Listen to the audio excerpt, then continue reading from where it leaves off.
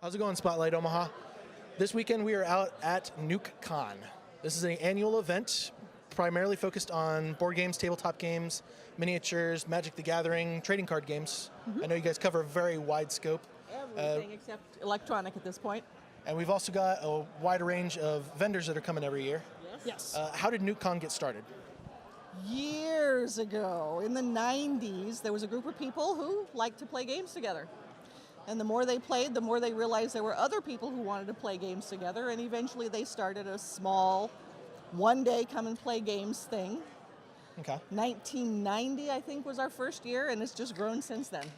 Now, so annually, is it in the same location every year, or do you No. guys kind of bounce around? We bounce around a little bit. We try and stay in the same location for a period of years, but we've been all over Omaha, including Council Bluffs from time to time. So they do. So pretty close to the metro area for Correct. the most part.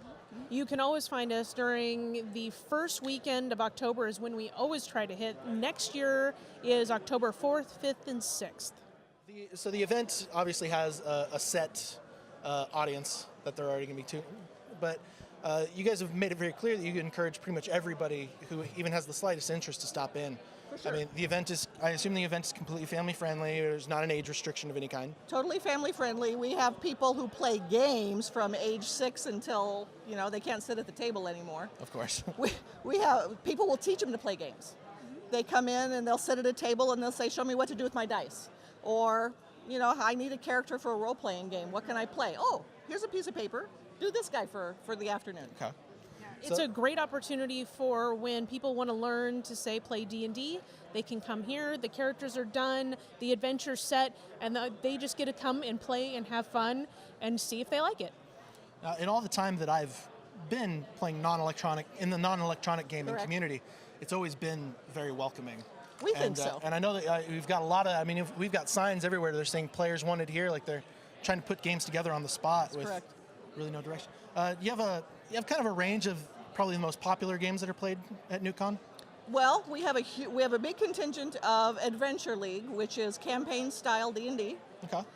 Also Pathfinder and Shadowrun, and the Shadowrun missions in the same campaign style. Lot of board games. A lot of board games. Yeah, the board game crowd was always big when I was involved too. So. Yeah.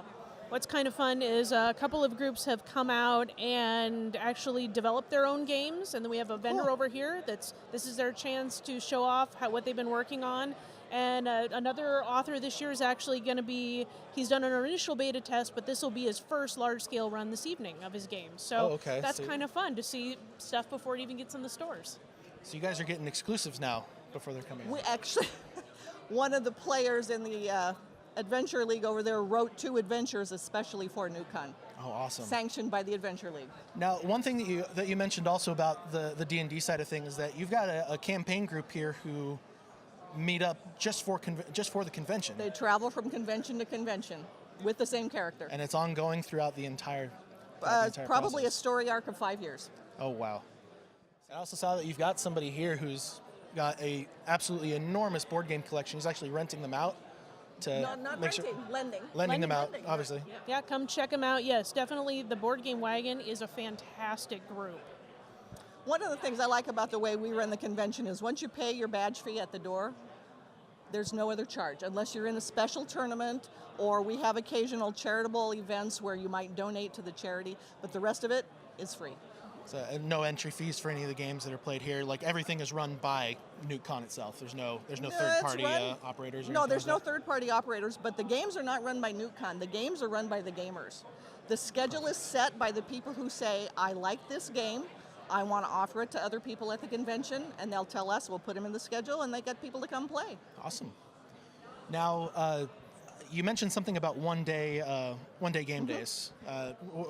When do those normally go on?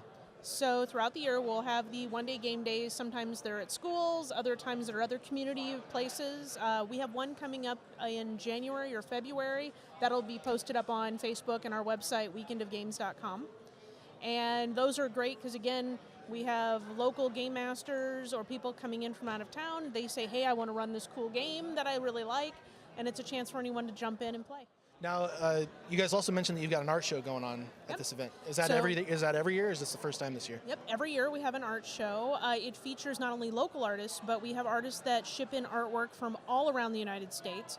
Mostly fantasy, science fiction, but then there's a few other more fine art groups, and it's a lot of fun. You get to see and sample art from all over. Now, before we close out, where can people find your guys' information? Want to give them a plug real quick? So you can find us up on weekendofgames.com. We're also Nuke Con on Facebook and on Twitter. All right. Thanks for having us out. I'm going to run around the convention a little bit. Thank you so much. Thank you. Bye-bye.